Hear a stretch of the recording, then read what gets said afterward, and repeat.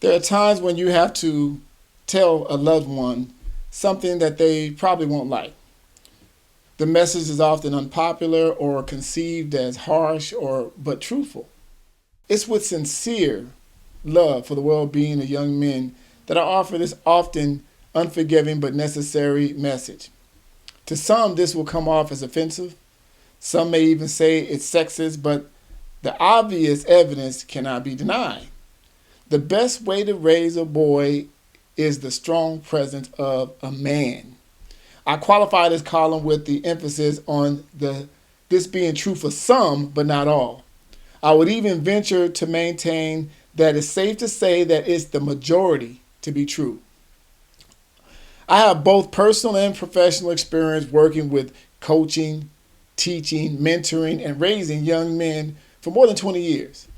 It's the 2 decades of research, hundreds of live subjects, and often documented proof that developed this conclusion: how single women raise some sorry-ass men.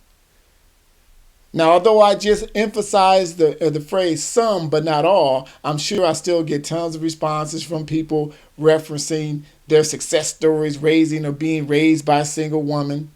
Let me save you the trouble by highlighting the more high-profile example of the President of the United States who was raised in part by a single woman. He's an example of the exception, not the rule. During my 10 years working in juvenile justice system, I interviewed hundreds of young troubled male youth in the system. A strong majority all had one thing in common. That common was no father in their life. The correlation between lack of a father figure and juvenile delinquency is no big surprise to anyone. Having no father figure has potentially devastating consequences. However, there is a more subtle damage that is done that is compounded by well-intended single women raising these same young men. By nature, women are more nurturing and forgiving, which leads to an environment with less discipline and more leniency. To a growing young 17-year-old male, that usually means fewer consequences and more defiance and more enabling. No matter how much a single woman tries to discipline her son, a 17-year-old boy will not respond the same way he would from the presence of a man. As an example, as a high schooler, I had great reason to fear my mother. I've seen her do some damaging things to some people, some physical damage to some men, women, and children whenever she got angry. So I had reason to fear her. Discipline, right? But no matter how hostile, aggressive, and even violent she would be, as I got older, the only voice that would keep me in check was my little 5'4" older brother Herman. He would check me. His presence and tone and occasional thump on my doggone head was just what the doctor ordered to keep me on track. A young 17 or 18-year-old male will always respond different to the presence of a grown man. Single women who continue to raise their now grown men in their 20s cause even more damage by continuing to mother, and she stifles their development by doing too much for him. She doesn't expect him to provide as much the man of the house as long as she is paying the bills.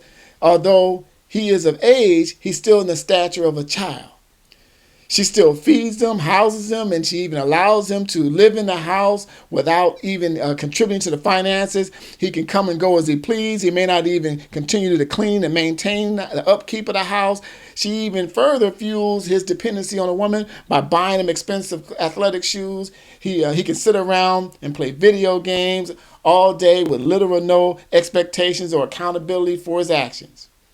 He is now officially a sorry-ass grown man living off of his mother. Anybody know anyone like that? There are plenty of them. He will repay his mother by hindering her from finding a significant person in her life. He will do all that he can to keep her from finding and developing a serious relationship with a man because he knows as soon as she get a full-time man in her life, his years of freeloading will be over. This usually crosses over to how he treats the next woman in his life, expecting the same dependency on her. These are the type of young men that are growing out of this generation based on the absence of a father, and mothers, single mothers, raising sorry ass men. So after publishing this column, I got some interesting feedback, phone calls, and posts all over the place. Some people who passionate about this subject. This is a very controversial topic, of course, sensitive topic as well.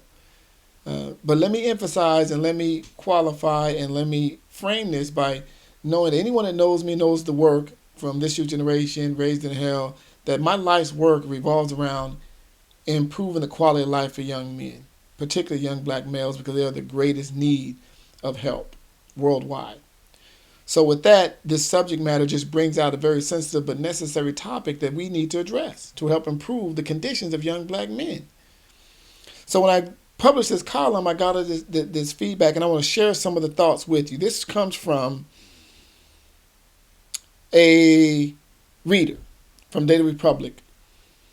Mr. Price, however well-intended, you're right about one thing. Your article is offensive and sexist. I have noted in this and other pieces. Nonetheless, I think you mean well, and you are probably the product of similar-minded home and community. Your blame of single mothers for the poor jobs you feel they do is misplaced. Your article should be focused on the real problem, the men who produce children with no intention of sticking around to take responsibility for them. Thank you for reading. Now, if you have not read the detail of the article, you would have also picked up the fact that, yes, we have constantly addressed the responsibility of men. Ideally, the best case scenario is two parents in the household with the presence of a man and a nurturing of a female. That's the way it was intended to be. That's the way it should be. However, our environment and the reality that we live in is not conducive to that all the time. So I have addressed the issue of absent fathers. I qualified by entering one of the first statements in the article says the best case scenario and the cause to most issues is the absence of a father. So you agree. I agree with you. That was not the intention of this article. Another column is responses from Mr. Practical. He writes, I believe Deon has addressed deadbeat dads in the past. He is not saying the single mothers are the sole problem, but some are still accountable for their choices and need to be responsible in doing the best thing for their kids. EJ, his response was, this would be different. That would be a different topic, talking about deadbeat dads. This topic is clearly focusing on moms raising sons without a father figure and the consequences that may occur. An article on deadbeat dads is a different topic, so get over yourself. This is D from Fairfield. What a load of garbage. The single-parent household, men or women you describe, are raising pets, not people. Nonsense. We get that too. Two sides to every story. It's a reader out of Fairfield. Every story is a good story until you hear the other side. This is simply the other side of the story. David from Vacaville writes, thank you, Mr. Price, for having the courage to write this article. Truth is never easy, but always necessary. Boys and girls, in my observation, always do better with the presence of a strong man in their lives. While others focus on the isms du jour, you speak clearly and forthrightly. G from Vallejo, I've known a lot of very successful men and women raised by a single parent. I believe it's the parent's will that makes a child. If you think you'll get something for nothing, or someone owes you for the treatment or mistreatment of your ancestors, then your child will think the same and perpetuate your thoughts. A strong woman is something to be feared. Good point. So here's what I respond. So we get those feedback. Well, let me be clear on it. I appreciate all the interesting comments, and I encourage your feedback as well on this topic, because it's an ongoing topic that we need to discuss. It opens a discussion, and it speaks to a very critical issue that affects our community from all aspects, all socioeconomic backgrounds, all cultures as well.